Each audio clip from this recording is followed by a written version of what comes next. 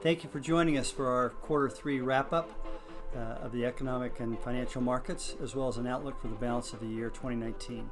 As is our custom, we're going to address three different areas. Let's start with the economy and GDP, or gross domestic product. World growth is slowing, primarily driven by trade wars or threats of trade wars. This slowdown may just be a temporary phase.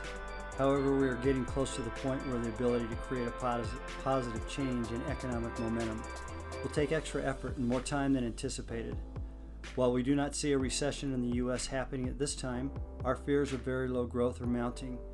We think the biggest factor in sustaining a positive economic outlook is a function of how soon tariff issues, on a global basis, are able to be resolved. Last quarter, we reduced our economic growth outlook for the U.S. from 2.8% for the year to a range of 2.2 to 2.5%. We aren't going to establish a new range of lower growth at this time, but we do anticipate that we will finish the year closer to the low point than even to the midpoint of our range. Let's move on and talk a little bit about stocks. During the third quarter, we have made some adjustments to the allocation of our equity or stock portfolio positions. Our investment exposure to companies headquartered outside of the United States, the international sector, was 23%, consisting of 13% allocated to the more mature parts of the world, primarily Western Europe and Japan, with an additional 10% invested in the emerging markets, China, Brazil, India, Russia. During the quarter, we initially reduced our exposure to the international sector by 13%, leaving us evenly split between the mature and emerging markets. By the end of the quarter, we sold our 5% position in the mature international sector, leaving us with a 5% holding in the emerging markets. While the emerging market sector is more volatile, it also represents a higher upside to any positive developments in the U.S.-China trade war. For that reason, we have kept our exposure to this international group. We have moved the money raised by selling the international investments to a money market position for the time being. Now let us share with you our line of reasoning that led us to make the change to our equity allocation. The crux of our move has been driven by a high degree of uncertainty that we see in both the global political and economic outlook. Uncertainty is one of the biggest causes for markets unraveling, and we find our biggest level of angst regarding uncertainty in the international area. For example, Europe is facing several issues that have uncertain outcomes. The one most often talked about is the move out of the European Union, or the EU, by the British government, commonly referred to as Brexit. The British are now on their third government leadership change since the vote to leave the EU occurred on June 23, 2016. In addition to the Brexit issue, we anticipate a change in not only leadership in Germany, but also potentially a different coalition for the ruling party. Two of the largest economies and influential political forces in Europe have been and look to continue to be in a state of change with uncertain time frames and direction.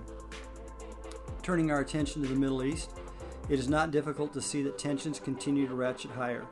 The latest turnabout with respect to our Kurdish allies located in between Turkey and Syria complicates an uneasy environment. Relations between Iran and the U.S. seem to have hardened, with each side pointing more than a handful of fingers at each other. Israel has its own political leadership vacuum, and the Saudis are working through a power transition of their own. China and the U.S. have both brandished and on occasion fired off their heavy artillery in their trade war.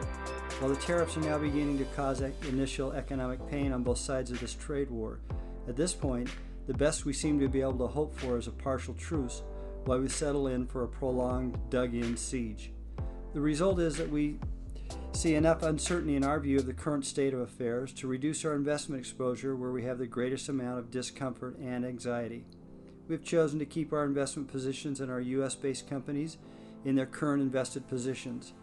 We will let some of the proverbial dust settle and determine when and where we will reinvest the money that was in the international sector.